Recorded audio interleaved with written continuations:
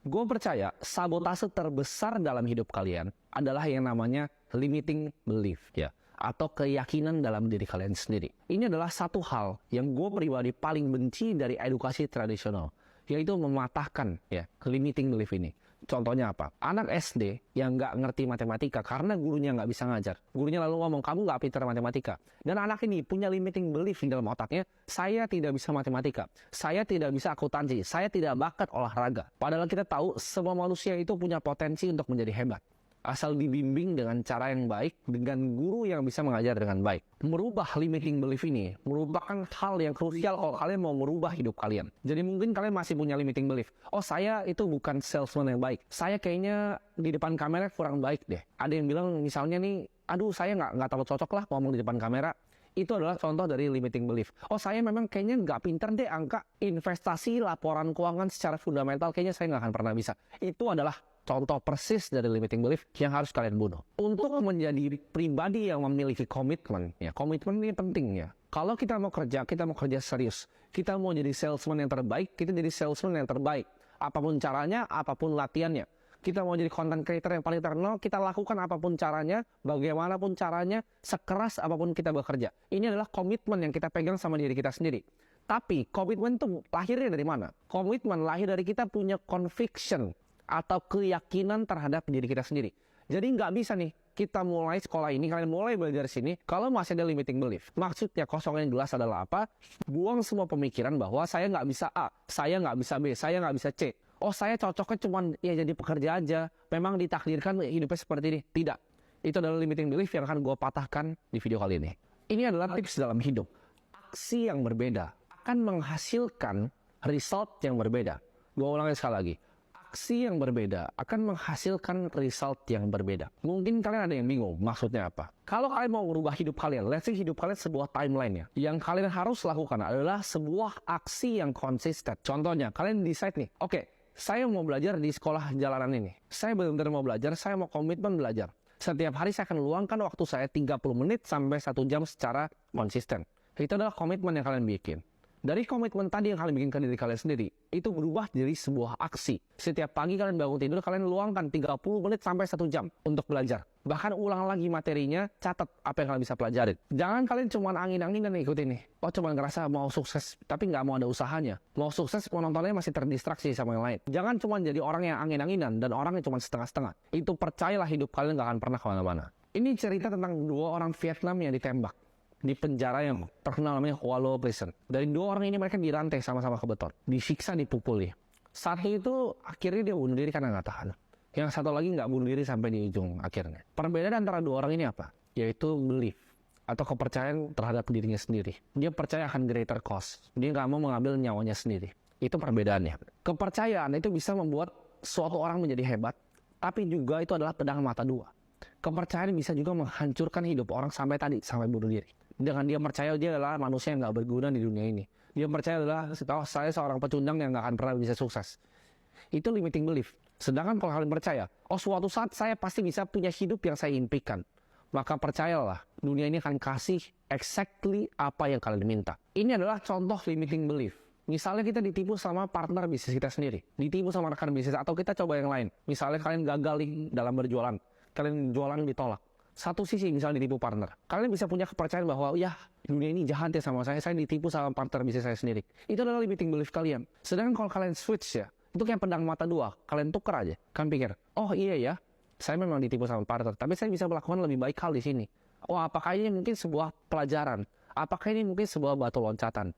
Kita dibilang enggak sama prospek kita. Lalu kecewa. Padahal nawarin prospek juga baru sekali. Belum 100, belum 1000, belum 10.000. Baru tawarin sekali, ditolak. Ya, kayaknya saya bukan salesnya. Itu limiting belief. Oh, tapi saya udah coba yang terbaik. Alasan. Ya, itu cuma alasan dan limiting belief. Manusia secara psikologi emang mencari yang namanya kesenangan. Mereka nggak suka hal yang susah. Tapi kuncinya dari punya keyakinan yang kuat adalah merubah nih. Dari yang tadinya itu kesakitan, dari pain, gimana cara ubah itu menjadi sesuatu yang bisa positif, negatifnya. Dan dia tekan terus ke keyakinannya. Saya nggak bisa, saya bukan orang yang sukses, saya dilahirkan beda kok sama dia. Itu ditekan limiting belief kalian. Sedangkan orang yang punya keyakinan yang kuat akan melakukan yang sebaliknya. Kita itu adalah apa yang kita pikirkan. Dan yang kita pikirkan itu akan dikasih sama dunia ke kita. Cara paling gampang nih untuk bunuh keyakinan jelek itu atau limiting belief adalah apa? Kita memanfaatkan yang tadi gue udah bilang adalah pain. Ya. Kita memanfaatkan kesakitan di setiap kondisi hidup kita. Contohnya, kita bangun pagi, kita nggak mau belajar, kita malas-malasan, nggak mau kerja. Kita ingat ya, ingat kesakitannya. Bisa jadi orang tua kita dikata-katain dan disuruh cuci piring. Kita ingat itu. Diremehin sama keluarga yang lebih kaya. Setiap kali kita bangun nih, mau jadi pecundang orang gak berguna, kita pikir tentang masa-masa yang bikin kita tuh rasanya gak enak. Setiap kali dulu gue mau nyerah, udah naik motor nih, hujan-hujanan mau ketemu klien, kamera sampai basah. Yang gue pikir apa? Waktu gue duduk, waktu itu, di saat gue bikin janji sama diri gue sendiri, uang itu bukan masalah lagi, bukan buat hidup gue. Di saat gue ngeliat nyokap gue susah, gak bisa bayar rumah sakit. Itu yang gue pikir waktu gue naik motor. Cara terbaik untuk merubah hidup kita adalah memodel orang yang lebih sukses dibanding kita dan contoh dia. Gimana cara dia melakukannya? Caranya gimana sih? Pikir. Apa yang gue bisa pelajarin dari dia? Apa yang gue bisa ambil dari dia? Apa yang dia bikin yang lebih hebat dibanding gue? Cara gue improve diri gue seperti apa? Ini gue akan contoh salah satu perusahaan otomotif paling besar di Amerika, perusahaan Ford. Ini dari rugi besar sekali sampai untung $6 miliar dengan kepercayaan. Kepercayaan yang dipegang sama manajemen Ford. Setiap harinya yang diomongin itu apa? Kalian tahu nggak? Ini adalah 2 mantra yang dilakukan sama manajemen Ford. Setiap harinya mereka ngomong ini. Mereka percayakan hal ini. Gimana caranya? Satu, kita cut cost-nya. Dan gimana caranya kita bisa increase volume-nya. Ini ditempel ya di meja mereka. Setiap hari keyakinan mereka, gue akan bangun dengan gue cut cost dan gue increase volume. Gue akan bangun dengan gue cut cost dan gue increase volume. Sesimpel itu dia bisa untung sampai $6 miliar. Kalau misalkan ngomong tentang pepatah Jepang, semua orang akan ngomongin ikigai, cari yang kalian suka dan lain-lain. Tapi ini adalah pepatah yang selalu gue pakai dari umur 16 tahun, yaitu namanya Kaizen. Artinya apa? Selalu berusaha untuk menjadi lebih baik. Ini adalah filosofi Jepang. Dimana kalau kita punya Kaizen dalam hidup kita akan selalu thrive jadi lebih baik. Ya. Bisnis yang gue punya, kuncinya cuma satu. Tiap hari gue cuma bangun, ya dengan mikir, apa yang gue bisa lakukan lebih baik? 1% aja. Apa yang gue bisa lakukan 1% lebih baik?